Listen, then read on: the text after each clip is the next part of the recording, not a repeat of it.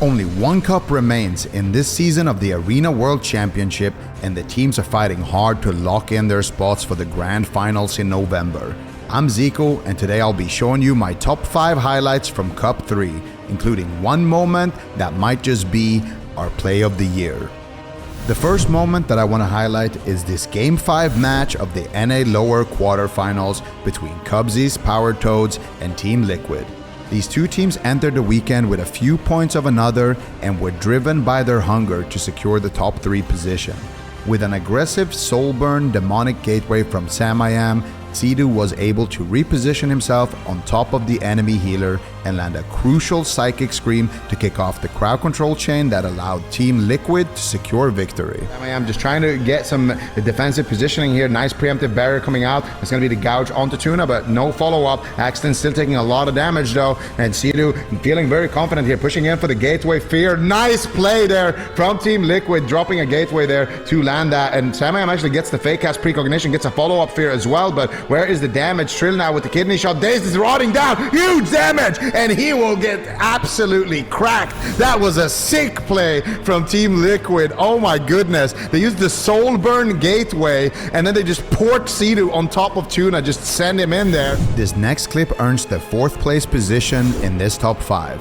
At the end of an explosive series between Streamer Zone GG and ILTU, Relza showed up with a perfect Void Shift and an even more impressive pain suppression to save his Feral Druid Tony at the last second, allowing his team to turn the match around and knock ILTU out of the tournament. 2 ice blocks though, so he could trade those out pretty early as dampening is continuing to ramp up. This could end at any moment. Tony almost going down. Void Shift coming out from Relza. Corki at the same time getting blasted. Kankiro in a stun. Used his rewind right there. Tessia now forced to trade out his ice block. Potentially Corki still on his last leg. Somehow, some way staying alive with the frenzied region. Kankiro out of crowd control. Corki gets interrupted though. Tony trying to take him down, but now Tony now caught up in a kidney shot. This could be ILTU pushing for the win. There's the follow-up deep breath. So much damage with the pain suppression is coming through. Corki gets blasted. Almost a cross kill. 2 kills at the same time for ILTU. That was almost a 2v2 situation there. It was a battle of mental fortitude for Team Liquid this weekend. In this next clip, we see them yet again in a lower bracket Game 5, this time versus the Move, another team that directly competes against them for that top 3 in terms of standings. In this game, Trill takes matters into his own hands and lands the game-winning play. You'll see why this play deserves the 3rd place in this top 5. Trill quickly shadow steps and lands a kidney shot on WizK. He then takes a few steps to the left before he drops his smoke bomb. The reason why he does this is because smoke bomb drops in a circle around the rogue. So by positioning like this, he's able to catch WizK at the very edge of the smoke. This forces Absturge to have to travel a little bit further before he can connect a big heal and save WizK. This extra second, combined with a beautiful Psychic Scream from Sidu, wins Team Liquid the match. Yeah, and he's doing a good job with it. Whole Team Liquid running down. WizK is just dead in the smoke bomb. Nice fear by Sidu to deny Absturge making his way into that one. The next play I want to highlight is this blind pick match between Phoenix Reborn and Old and Bad. This might have been the closest game we've seen all season, and is a well-deserved 2nd place in my top 5. Houston surprised everyone in this blind pick by locking in his old main, the Windwalker Monk. After a long battle versus the RPS of Old and Bad, he was able to connect a double leg sweep and take down Frofsy's Shadow Priest. However, Nixie finds the counter kill on Zipai and brings this match into an intense 2v2 situation.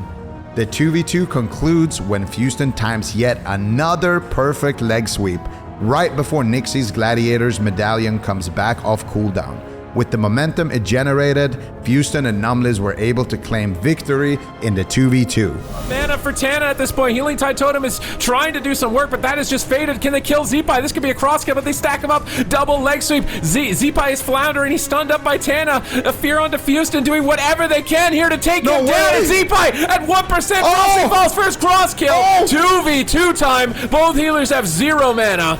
He's got the leg sweep, 5 seconds on the trinket. He perfectly times it. Huge damage coming out here from Houston. Another static Evasion. field isn't going to be enough. Evasion for Nixie. He's almost in touch of death range. They're trying to take him down, but another vanish for Nixie, and now he's going after Houston again. No touch of karma on Houston, but the Tiger is doing work for Houston. Can they take Nixie down? He's so low. Touch of death in 1 second, and Houston manages to get it off. Phoenix Reborn take it. And finally, the top play of this top 5, and maybe even play of the year, at least according to Super Tees, was this unreal Game 2 in the European Grand Finals between Echo and Streamer Zone GG. Tessia found a polymorph on Meh, then dropped an ice wall to isolate the enemy Warlock Chanimal. Meh tried to get around the wall, but when he almost got in line of sight to heal Chanimal, Tessia cut him off with a Dragon's Breath. Tessia then knocked Meh away from the wall, keeping Chanimal isolated for longer. Chanimal cast a beautiful Soul Burn instant gateway to get back to Meh, but Tony Cyclone Chan on low HP. Tessia took this opportunity to reset the cooldown of his Blast Wave knock with the Shifting Power ability.